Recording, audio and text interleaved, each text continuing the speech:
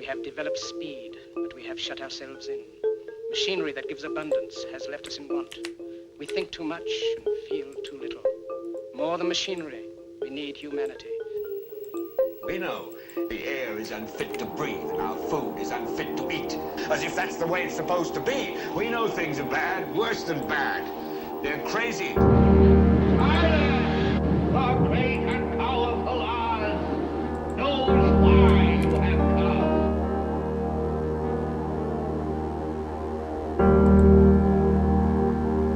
You've got to say, I'm a human being. God damn it. My life has value. You have meddled with the primal forces of nature.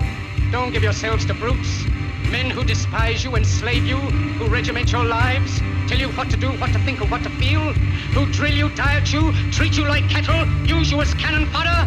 Don't give yourselves to these unnatural men with machine minds and machine hearts.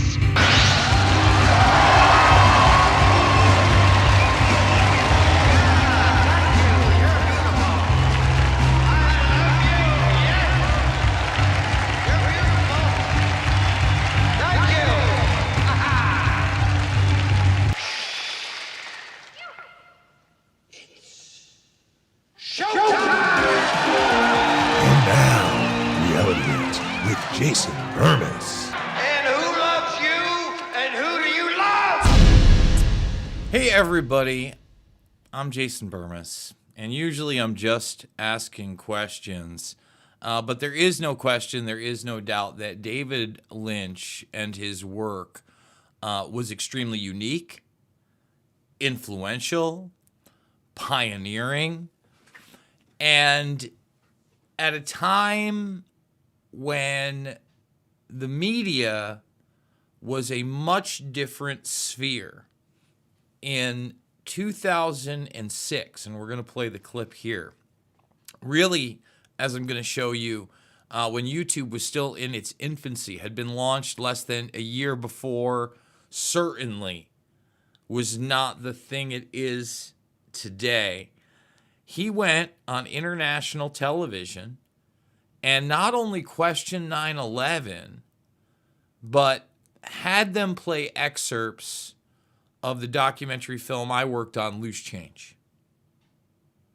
And at that time, when it was difficult enough to question the Iraq War and the motivations of the administration, etc., 9/11 was still extremely taboo. Now, I will say this. On the 5th anniversary of 9/11, we had gained a ton of momentum, right? At the same time, I knew that that was a marker. And no matter who came out and said what, unfortunately, we really lost an opportunity to get any kind of semblance of justice on that event. And unfortunately, still to this day, when we're talking about, plea bargain deals with people that were in Guantanamo Bay, like Khalid Sheikh Mohammed and the two others, and, clearly connected to al-Bayoumi, who's not just a Saudi national, also connected to the CIA. When you look at al-Madar, living with and renting from an FBI asset. I mean, you keep going and going and going. The training of those individuals on U.S. bases, each layer of that story demands questioning, demands it, okay? So we lost David Lynch today. And kind of ironically, for me anyway, one of the things that I've never seen from Lynch is probably what he was most popular for or known for in my generation, and that was Twin Peaks. I've never watched Twin Peaks, the show. I did watch one of the Twin Peaks movies that he put out there, which was Twin Peaks Fire Walk with Me. Now, just before I start getting into his films, and he only made a dozen films. I'm going to show you the ones that really did have an impact on me. We're also going to play the clip of Lynch on this show, questioning 9/11 and playing parts of Loose Change, so you can see firsthand what he found most interesting. But once again, David Lynch, right here, again, dead at 78. Sad to see anybody go. Certainly lived, in my opinion, a full life, by his own terms. So let's start talking movies for a second. I've always told people that, now, maybe, if I watch 10 movies a year, that's a lot. I probably watch about 5. TV shows, they're not really there. I'm obviously not obsessed with sports other than MMA, which honestly, I'm catching less of the peripheral events, even though there are less of them on. There's just so many UFCs, and sometimes I'm catching them on the replay. I got to catch up on my Ryzen. I used to be a really big film buff. And I've discussed this before with the audience, but I know there's some brand new ones, and just kind of talking about nostalgia. Several of my friends, their families, own video stores. So the old VHS, long before the DVD, when I was a kid, growing up. So kind of right from the time I was 12 years old up until graduating from high school at 17 for 5 years, I had access to a crazy library of movies. And I would catch a ton of. That's how I got turned on to A Clockwork Orange before I could understand it. And Kubrick, you look at the art, you read it. There maybe be a buzz in a magazine you were reading, and you check out a lot of these movies. And David Lynch, amongst so many directors, took so many chances and did so many things surreal. He was into transcendental meditation. He questioned reality. And his movies often, portrayed a very outward, surreal reality where characters would just change. The actor would change. There's no explanation whatsoever. There's a time before that where some of his stuff is, I would argue, a little bit more linear. And then by the end with like Inland Empire, it's like a surreal commentary piece, which most of his movies are. So let's look at some of them right now. And let's talk about a few, and then we're going to go down the line. First one I'm going to talk about is Lost Highway. And the reason I bring this one up is because it was very like David Lynch, sold on the MTV generation. Trent Reznor, 9 Inch Nails, had done a single called The Perfect Drug for it. It's big into 9 Inch Nails. In fact, I just heard they're touring. I've never seen them. One of the few bands that's still around that I'd like to. Probably going to check that out. But this movie, again, a lot of surreal aspects, tries to tell a somewhat linear story, interchangeable characters, interesting film. Not one of my favorites, but definitely from my era, and one that was memorable to me. Mulholland Drive. A lot of people think that this one is his opus. And a lot of these take place in California and LA, right? A lot of commentary. This is a time period piece, etc. Mulholland Drive is a very, very good movie, even though obviously a lot is left to the perception of the individual watching it. But that's vintage Lynch, right? That's like the whole Twin Peaks deal. Eraserhead, like the ultimate in weird that gets him noticed, right? And this is like art house picture of numero uno down the line. It's one of those things that at the time nothing resembled it in any type of media whatsoever. Now, this one here, I'm going to get into two of probably the most impactful films. This one here might be his best film. And one of the reasons I'm saying that, The Elephant Man, right? Let's get a nice zoom in on that, right? Let's get a nice zoom in on The Elephant Man over here. When I saw this movie as a kid, and I was a young kid, and you're kind of, talk about learning people are different, right? And what it must feel like to be totally and completely isolated from the rest of the planet. This movie did that. This movie really tells a story of I'm a man. I'm a human being. You know, you listen to the intro. I am not an animal. I'm a human being. I am a man.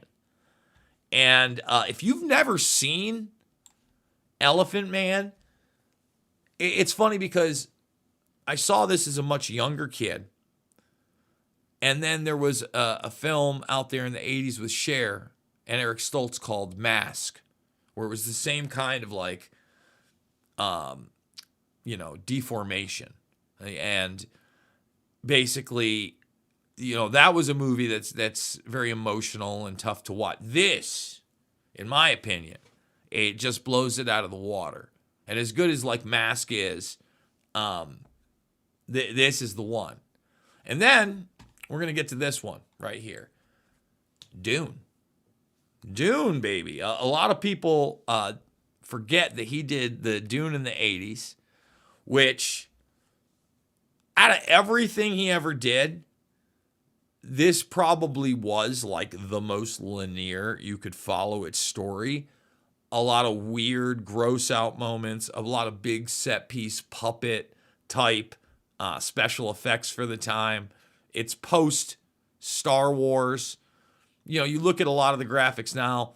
I haven't seen the new Dunes that are supposed to be masterpieces or whatever. A lot of people knock Lynch for this movie. I thought it was creepy and weird as a kid. This was another one that was like you'd see it on like WPIX, and it's long. It's very memorable to me. So really quickly before we play Lynch questioning 9/11, when we talk about him questioning reality, all this stuff really question reality, in my opinion. So I'm not saying that these are right, because I definitely don't think Dune is his worst picture. Like, I get it. It got shot all over. I honestly think it's a interesting take. I'll be honest with everybody. Never saw the straight story. Wild at Heart. Here is one that I saw. Again, I told you I had access from 12 to 17. Well, this is like a semi-raunchy, weird sex romp with Nick Cage, who at the time, in 1990, he starts becoming maybe like the biggest actor out there, right? By the mid-90s, he's completely exploded. He's in action movies. He's doing the art movies, right? He's in things like The Rock. He's playing like a destitute alcoholic and leaving Las Vegas. I told you I was a film nerd, everybody.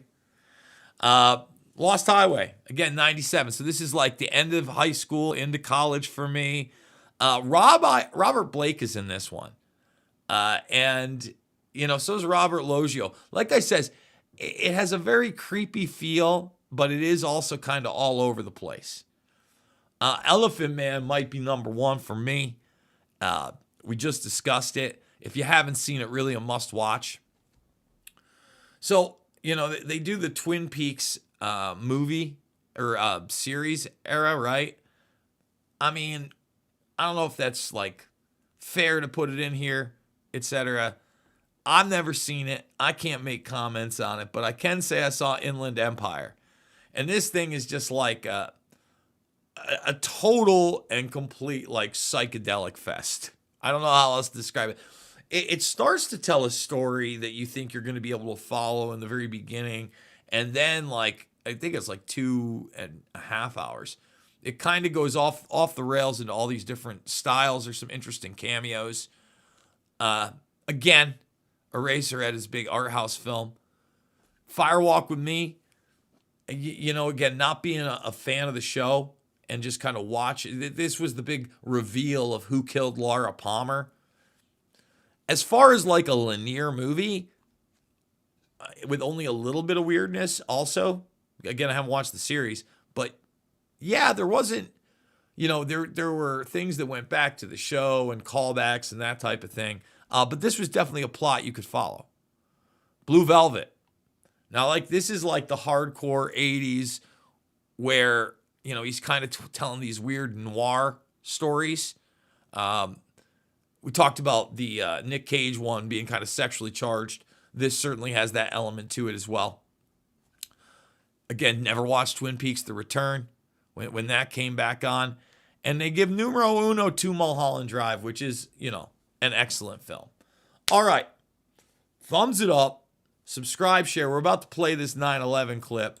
Again, I haven't plugged the old Buy Me a Coffee. Please consider $5, $10, $15 to support me. The links are down below. We're going to try to get remonetized. I just heard Jay Dyer got remonetized.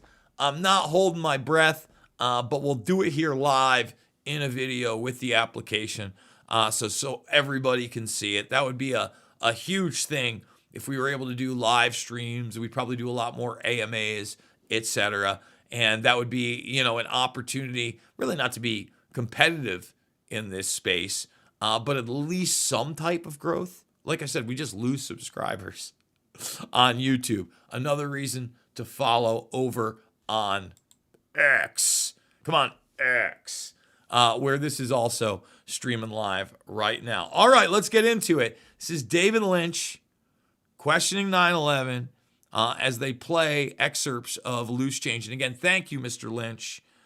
Thank you, sir, for not only questioning this event, but also helping to promote our work and, some of the questions we were asking. Thank you, thank you, thank you. Theory about Marilyn Monroe is relatively small, but it is a theory of conspiracy. There also are conspiracy theories of huge proportions. And you suggested we show a part of a clip of the documentary Loose Change by Dylan Avery. And that was a film that has been watched by 10 million viewers because you could see it through the internet. No charge. And it is the film sums up in a way that all the theories about U.S. government having planned the September 11th attacks on the World Trade Center. Well, let's first watch it. In all the videos of the collapses, explosions can be seen bursting from the building 20 to 30 stories below the demolition wave. Here,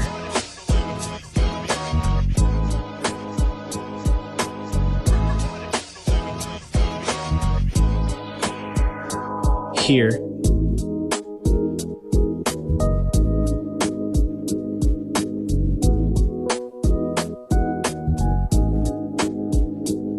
here,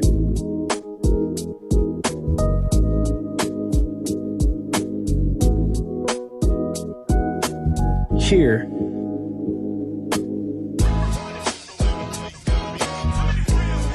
here,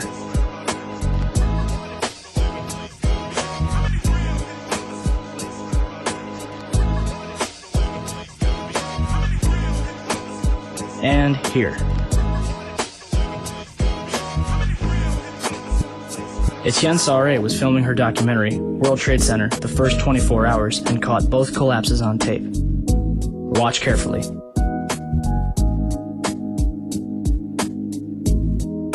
The tripod shakes 12 seconds before the North Tower begins collapsing.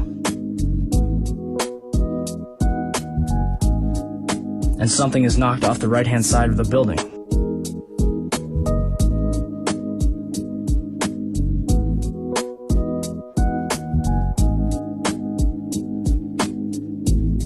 You're probably asking, if there were bombs in the building, how would they get in there without anyone noticing? Whenever this evidence is presented to people, you'll usually get one of many different questions. The first one being, if different planes were used, what happened to the original ones? Unfortunately, we may never know what really happened. But if we could examine the black boxes from the planes that were used, we could prove that they weren't the original flights. A commercial plane carries two different black boxes.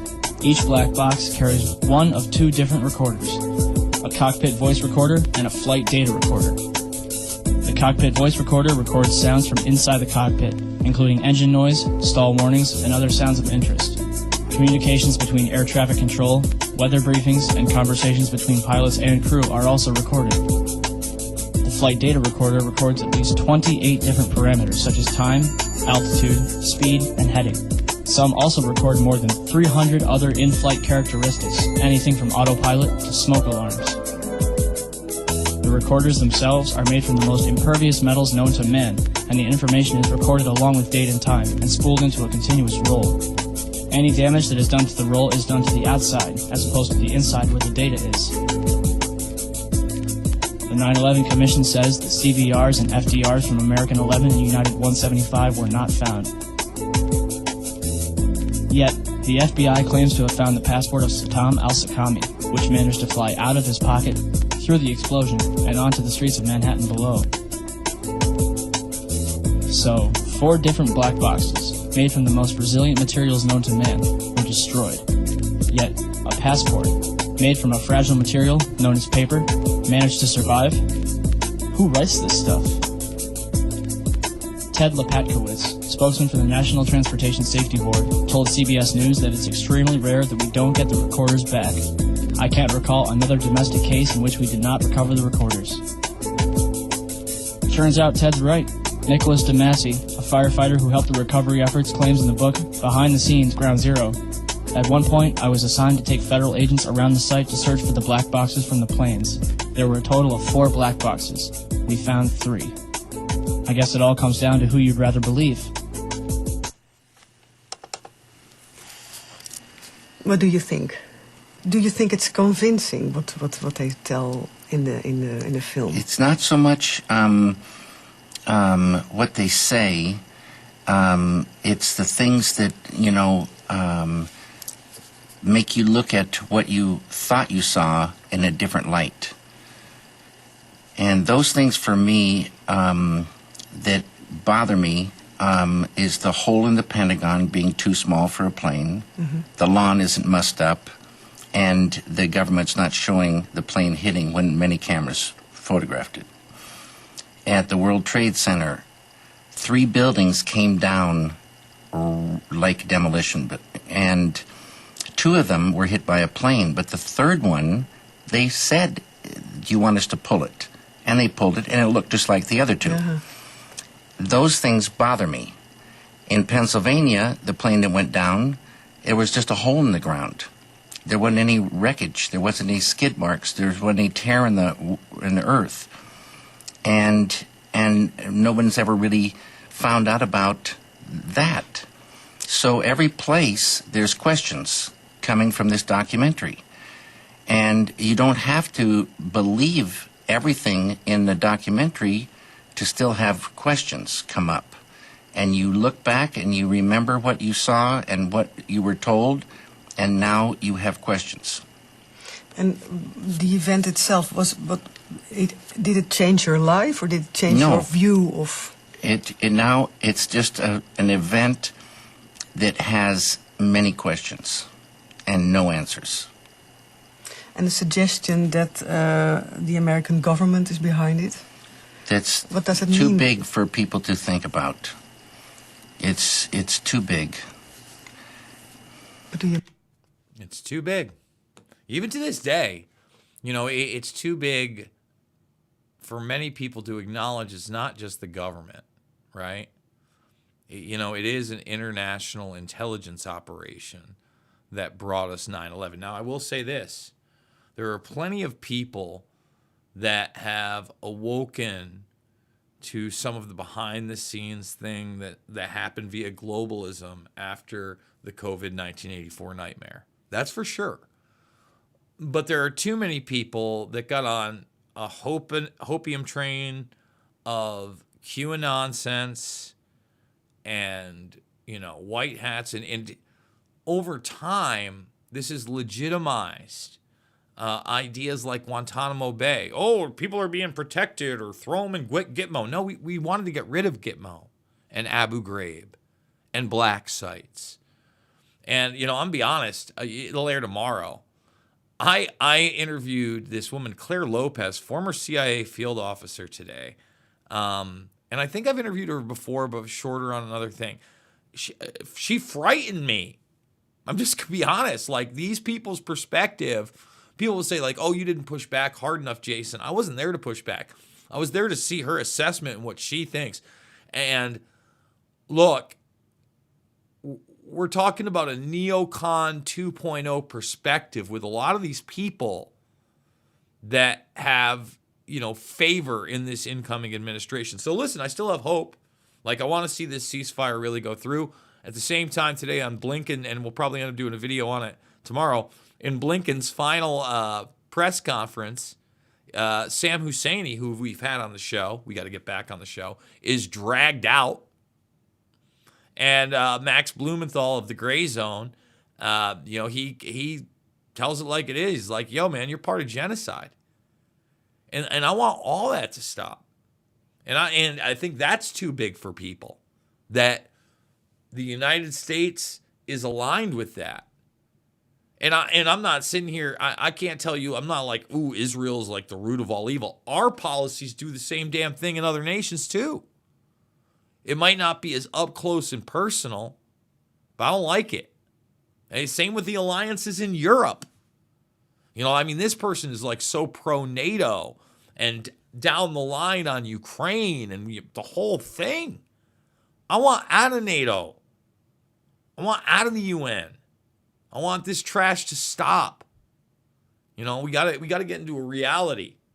And maybe you do that by looking at the surreal. And that's one of the things that David Lynch was so damn good at. And one more time again, you can check out other stuff where he questions it. That was the big, wow, thank you, David. David Lynch never contacted us. And, it just shows that at this point, more and more people realize that we were lied to on a massive scale on that event. They still haven't accepted it fully. And even, unfortunately, some people who have really accepted it, for some reason, they still have this, idea that the Muslims are coming to get us. Hey, look, those regions have conflict. They're probably going to continue to have conflict throughout history. There's always going to be some type of conflict.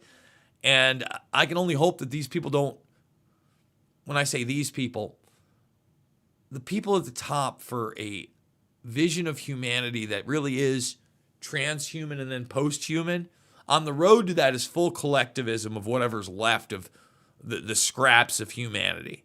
That one world, one idea vision. No, thank you. I want to keep my free thought. I want to keep my free will. I want that surreal experience. And almost nobody brought it to you like David Lynch. So thank you, David. Folks, you know the drill.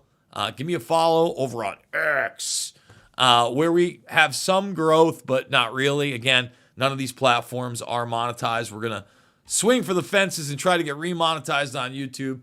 Do a video on that. Please consider the donation. There are other links other than the Buy Me a Coffee. I do want to thank everybody who's not only done that, but shared the links, told people about the show, watched the documentaries, Loose Change Final Cut, Fabled Enemies, Invisible Empire, New World Order Defined, and Shade the Motion Picture. They are free of charge. I want you to share them as well. And I think that those things have aged extremely well. I am not a fine wine connoisseur, but I am a sharp cheddar man. And if you can get yourself a Wisconsin 17-year aged sharp cheddar, mwah, mwah.